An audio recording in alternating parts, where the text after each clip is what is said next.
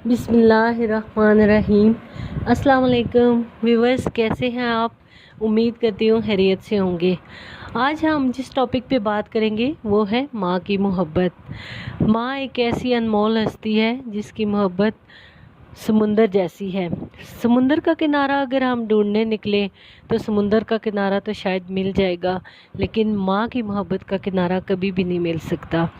माँ एक ऐसी हस्ती है, वो उस दरख्त की मानद है कि जो अपने बच्चों को अपने साए के नीचे रखती है।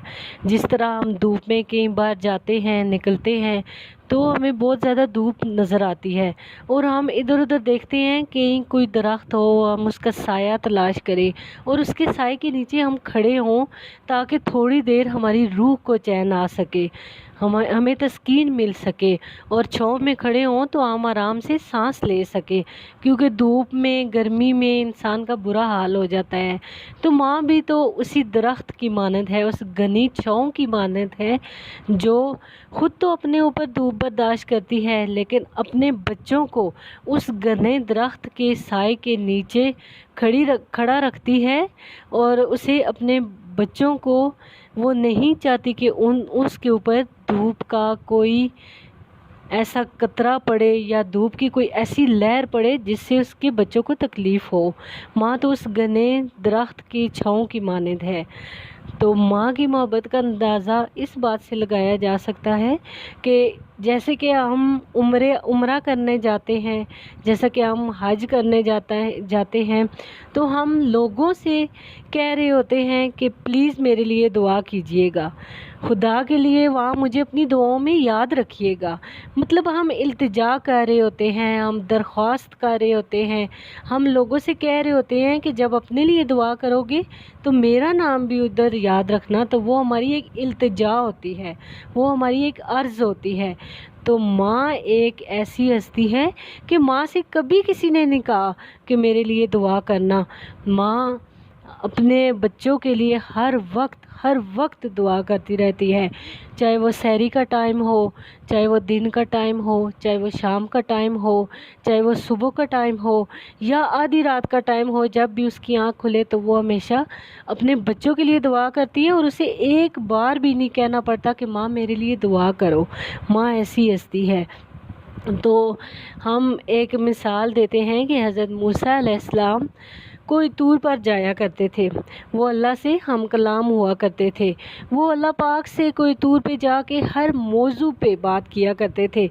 और जब हज़रत मूसा अलैहिस्सलाम, हालांकि वो जलील कदर पैगंबर थे, गुनाहों से पाक थे, अब वो नबी की ज़ात है। हम लोग तो बहुत गुनाहगार हैं ना, हम तो कभी भी कंपेयर नहीं कर सकते उनके साथ अपने आप को, लेकिन हम उस नबी की बात कर रहे हैं कि जो गुनाहों से पाक थे, जो इतने खुदा के बरगज़ीदा बंदे थे, जो इबादत गुजार बंदे थे।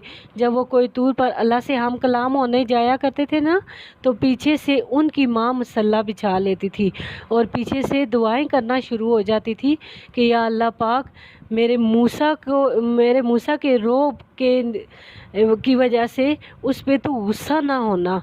वो दुआ करती थी कि मेरे मूसा को बहुत ज़्यादा गुस्सा आता है, तो वो रब से जब हम कलाम करने जाते हैं तो कोई ऐसी बात ना कर दे कि जिससे रब नाराज़ हो जाए।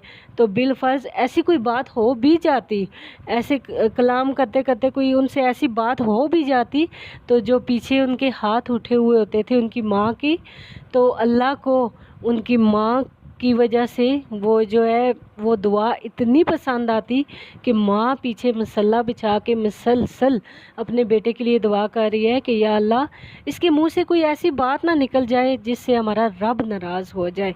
तो उस माँ की दुआ की वजह से कोई ऐसी बात हो भी जाती तो अल्लाह ताला मूसा अलैहिस्सलाम को माफ़ कर देते थे। ये तो थी एक नबी की बात, एक बरगज़ीदा बंदे की बात, कि उसे भी, एक नबी को भी माँ की दुआओं ने बचाया। तो आजकल भी ऐसा ही है कि माँ का नेमल बदल कोई नहीं हो सकता। माँ एक ऐसी हस्ती है जो बग़ैर किसी वजह से अपनी सारी औलाद से बेपनाह मोहब्बत करती है, बग़ैर किसी लालच के अपनी औलाद पे अपनी जान निछावर करती है और हर वक्त अपनी औलाद के लिए उसके दुआ دعا کے لیے ہاتھ اٹھے ہوتے ہیں۔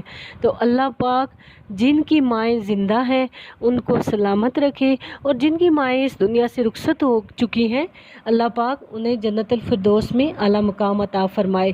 اس کے ساتھ ہی مجھے اجازت دیجیے، اپنا بہت زیادہ خیال رکھیے گا۔ فی امان اللہ۔